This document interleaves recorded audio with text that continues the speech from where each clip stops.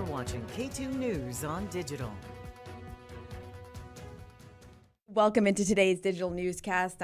We had a really big week here in Portland. Thankfully, it's Friday. I'm so happy it's Friday, Shelby. I have Shelby Slaughter here because she's going to talk about the PSU protests. I mean, Shelby, you were there pretty much all day yesterday. I think you came in at, 8 o'clock in the morning. Honestly, yesterday, the whole morning, it all kind of blurs together for me. Yes, I have been on the story all week, and I was here at 8 a.m. covering the protest because, as we all know, at 6 a.m., that was when police chose to enter the library. And then let's talk a little bit about this morning. Now, Shelby, we were out there. Joe was out there on campus. It does look a lot quieter right now. We learned that Portland police are cleaning up some of the areas. What did you notice when you left yesterday? What was the scene looking like last night? Well, if I'm going to be honest with you, I actually couldn't believe my eyes that Portland police actually left the campus because as soon as they left, a lot of those remaining protesters actually broke back into the library and there was no one there to stop them. So they began spray painting, actually gained access to the building again, and I believe that led to even more arrests. Yeah, and then I know Portland police, because we saw them trying to kind of put some plywood, barricade up the library, and then they did make some arrests. I do want to pull up some video of those arrests over here. Quite a few. So let's go right over here. This is some video from yesterday. These are the protesters here putting up some of the barricades. If you remember that, Shelby, they were trying to keep Portland police kind of away from them here. And then coming up, we're going to see the moments when Portland police did arrest a few protesters. But yeah, there they are out there getting ready for their response. I just want to see the moments when they're bringing them out because Portland police, we know they're still looking for some of the protesters, Shelby. Exactly, because we did see a lot of people run out of the building and all of those people were in masks and helmets, and so it was very hard to identify them. So police are still looking for them. And I'm glad you bring up that video, Shelby. Let's look at this right now because this, I think, this is the most telling video of the week, really. Yeah. This is the moment when protesters ran out of the building. They have their shields and umbrellas, and you can see, or I guess rather not see, there are no police officers chasing after them. And then these are the people they're looking for, exactly, right here. Yeah, so this is a good way to see their faces because, like we said, Portland police, they are still looking for them because they only made at one point after this 12 arrests in total. But I think, what is the total arrests right now from Portland police? We're in the 30s for arrests right now. Because I know, at one point they were saying 12, and we were all just we saw more than 12 people running out of that building for sure. Right. And campus is back open now, Shelby. Were you able to speak to any students on campus about how they felt yesterday? You know, are they nervous going back to class today with everything going on?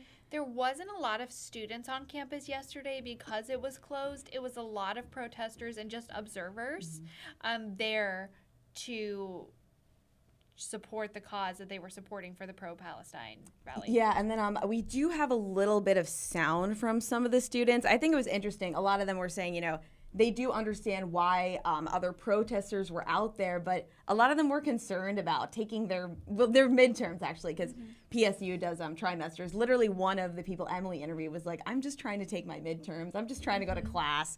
Let's listen to what they said, because I feel like the PSU students can really, explain this well for us. It's frustrating. I kind of just want to get done with my classes, of course, and the fact that the universities had to close the library and all of the buildings. I'm probably just as confused as anyone else is at the moment. I mean, I'm just hoping that at least within next week we can probably get school moving again, because people's educations are very, very much needed to be prioritized as well. And then, Shelby, I know that the school did send out a statement about how they are trying to keep students safe out there, if there are students who do have some safety concerns. So PSU, it's right up here. They said we do and have absolutely condemned anti-Semitism. Anti-Semitism and anti-Arab hate have no place in our campus. And then it goes on to say after that, that we have been partnering with PDX Hillel and our own Judaic Studies Department on programming and safe spaces for Jewish students. And yeah, that's not something we've talked about too much right now, just how the Jewish students feel on campus. But it's great that Portland State, did address this, and they are working on making ways to make them feel safe, and also, just to prevent Islamophobia on campus as well. It's great that they addressed both of those things there. Agreed. And I did speak with Portland Police just before this, and they did tell me that PSU has hired their own security as well, just to make students feel extra safe on campus. Yeah, it's probably a smart idea after everything that happened. And I do want to hear from Portland Police. We talked to them yesterday. Let me pull this up because I know they were saying how they're getting out there and looking for the rest of the protesters. And, they were emphasizing that these are not all the arrests. We are looking for more people, and they could possibly face charges. So let's see what Portland Police had to say.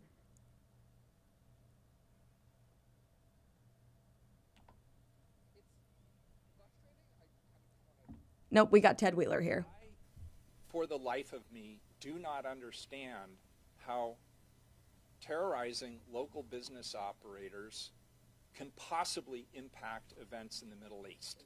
What we need to do is come together as a community, protest peacefully for those who choose to protest, and not engage in these rampant acts of criminal destruction and violence. Intended to hear from Portland Police, but I mean, what Mayor Ted Wheeler said did just sum up what we're talking about pretty well. I mean, he said any kind of protest here is not really going to have an impact there on the Middle East. And it seemed like he was really upset with all the damage and destruction that was going on with the protests yesterday.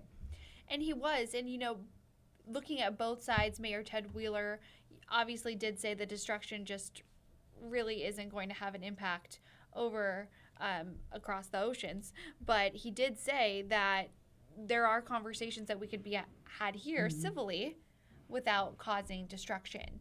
And so he did mention that. And, for those of you who don't know, the students and non-students and alumni were all protesting for the school to cut ties with Boeing, who they say sent weapons over to Israel. Yeah, and I know the school did temporarily say they were going to stop taking financial donations, but I know the protesters kind of wanted something more permanent. I do know that's going to be a future conversation, I think, with Portland State and some of the students. They were saying that they are going to have future conversations about this and, about the students' feelings. Yes. President Ann Cudd has said on multiple occasions she's still willing to have conversations with students about what this looks like going forward. And it's so important, to keep that open dialogue. A lot of other schools are doing that as well. I know that Columbia proposed that as well.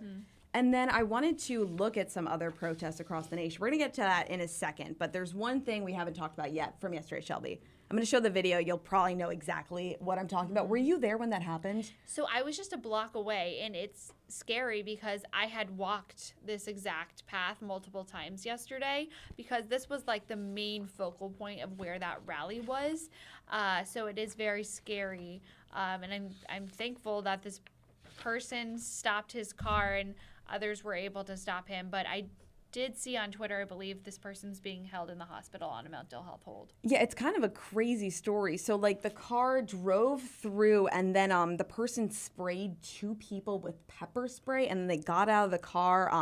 The driver tried to run away. Luckily, Portland police were able to get them in custody. And yeah, that person, they're on a mental health hold right now. So we don't know any information about their identity or anything, but I'm sure that was so scary for everybody just in that area to see just a car kind of come through. I can't imagine. It's a scary reality for, I feel like, a lot of these protests. I mean, you often see some kind of violence incited because of this.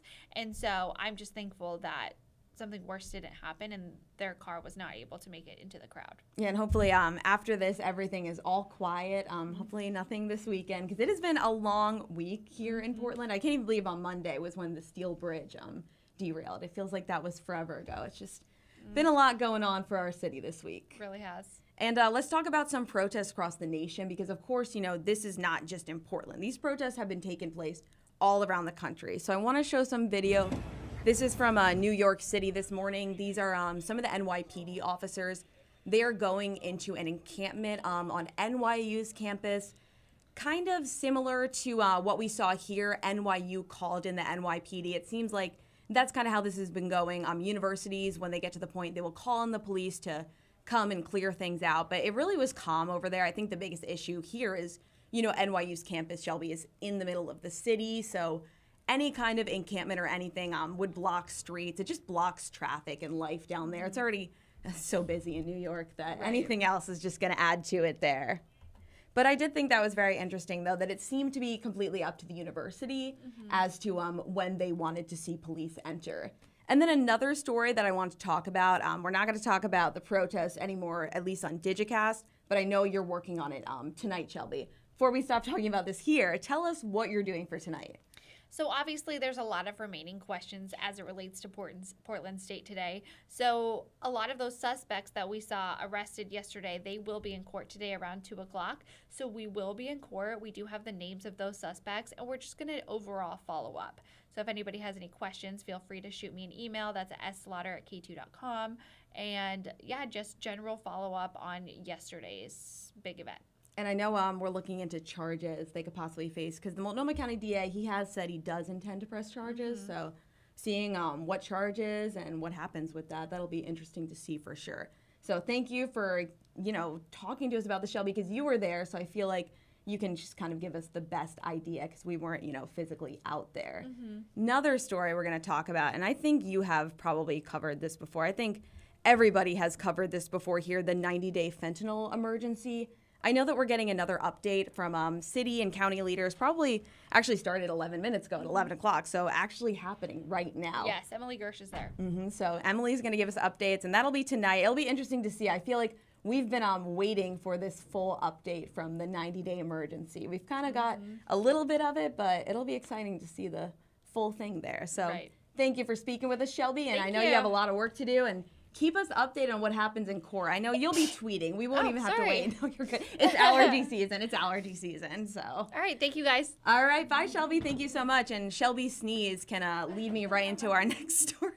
We're going to talk about weather. And Sarah, is it going to be better for us allergy sufferers out there? Well, it depends, because we all used to say when it rains, we're washing out the allergies. But lately, this year at least, people are saying, no, mine are just as bad when it's raining. Yeah, no, I haven't noticed anything. It's like maybe it's just because some people are allergic to the trees and some people are allergic to the pollen and some people flowers, some people grass. So it really depends on your allergies. Yeah. I wish I could say I could make it go away. But as far as the weather, I think we have a 7-day I sent over. Yeah, sweet. Okay, so there's so much going on this weekend and we all want it to be really warm and perfect for this weekend.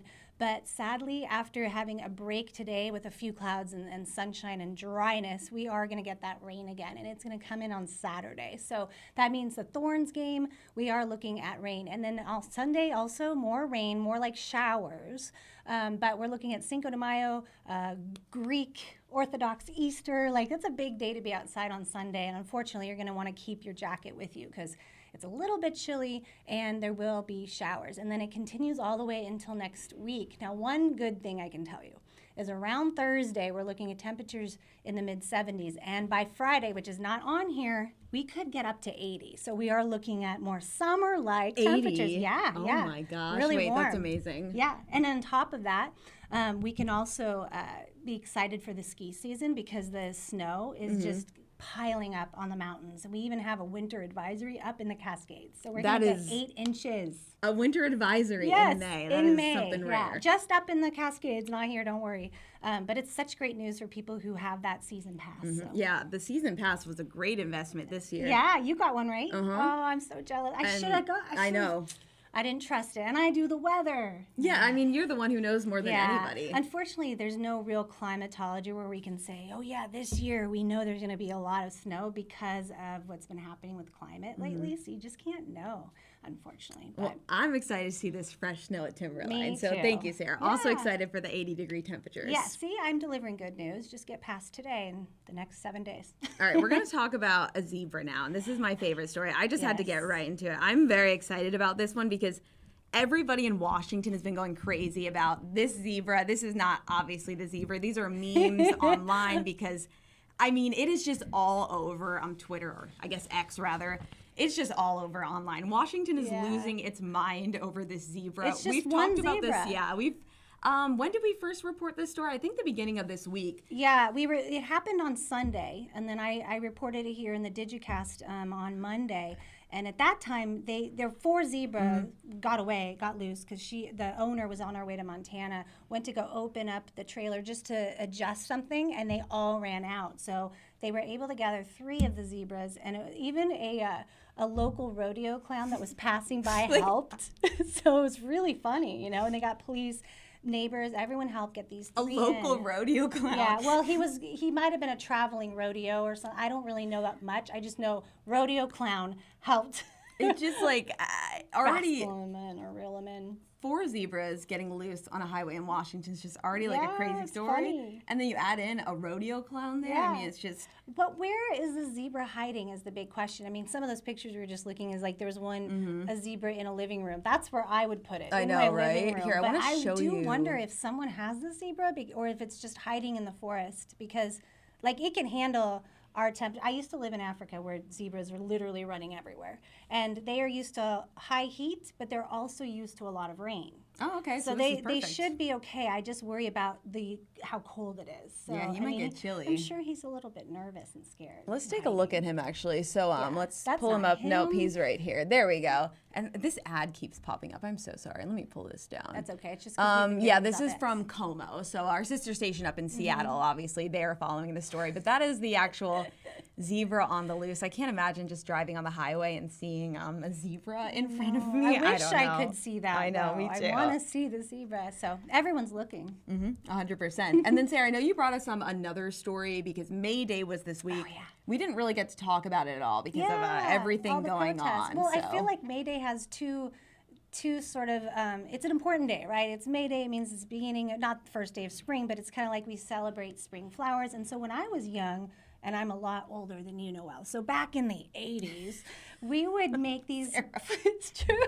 We would make these flower bouquets, and you would like deliver them to neighbors and stuff. That's what you did on Mayday. You would surprise people with flowers.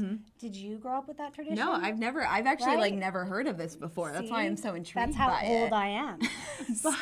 but You're so funny. now they're doing this, May Day is protest day. And I'm not just talking about PSU, I'm talking about we are preparing, all the news stations prepare for May Day now for protests, whatever the Uber workers were out. I know that was a big every one this year. It's, Yeah. it's protests. Yeah, so it's kind of nice. This story. It's the Kaiser Fire Department. They all made these bouquets. I think we actually have a picture of the bouquet part. Here it is. There we go. They dropped these off all over town. And then they also have a sign next to it, and I think we have a picture of the sign. So this sign says, and I don't know, do we have it on here? But I guess I can't read it on this tiny little screen. Here, I got it. Mayday, Mayday. It is no secret that Kaiser Fire is skilled at putting fires out, but today we're putting flowers out. We have placed flowers throughout town for you to find in hope that you can respond to our Mayday call. That is really cute. I love that. And then yeah. it goes on to say, take them home, keep Yeah, them. yeah. These are not, at first I thought it was just to lighten up the town. Oh, it's so pretty. No, these are for people to take home. That's really sweet. Yeah, I thought it was a great idea. So I wanted to share in case, someone in Portland wanted to catch on. Yeah, 100%. Yeah. That'd be great. And also, the Mayday protests, though, they are so important because we don't it's wanna how we get our stop. voices heard, get out there, make change. So Yeah, good point. I'm glad you said that. yeah, keep up with the protests. They're important. The Just Uber keep one them was a safe. big, yeah. Calm. Everything hopefully calm Yeah. from now on. But a big week for protests for Crazy sure week, because yeah. we also, like I said, we had Mayday ones for Uber all around the nation. I believe some Starbucks workers were protesting this week too. That's right. And then, gosh, we had so many in Portland that were like smaller, but the PSU one kind of took over. And it almost feels unfair because then they don't get the value that they wanted on the little ones. So I think that people should look into what everyone was talking about on Wednesday for May Day. Hopefully everything will be all calm this weekend, though. And Yeah. Sarah, you gave us, I know the weather is not going to be too Yeah, amazing. but at least we have the Thorns game Yeah, to look that's true, forward that's to, true. and we have Cinco de Mayo and Greek Orthodox Easter. Awesome. And then for our stories today, I kind of already touched on them, but Shelby is going to be doing another follow-up on the protest. She's going to be at court at 2. And then Emily Gersh, she's going to be doing a story on the 90-day fentanyl emergency update. We are waiting for that. So we'll have that today for you at 4, 5, and 6. But everybody have a great Friday. Have a great weekend. We'll see you back here next week.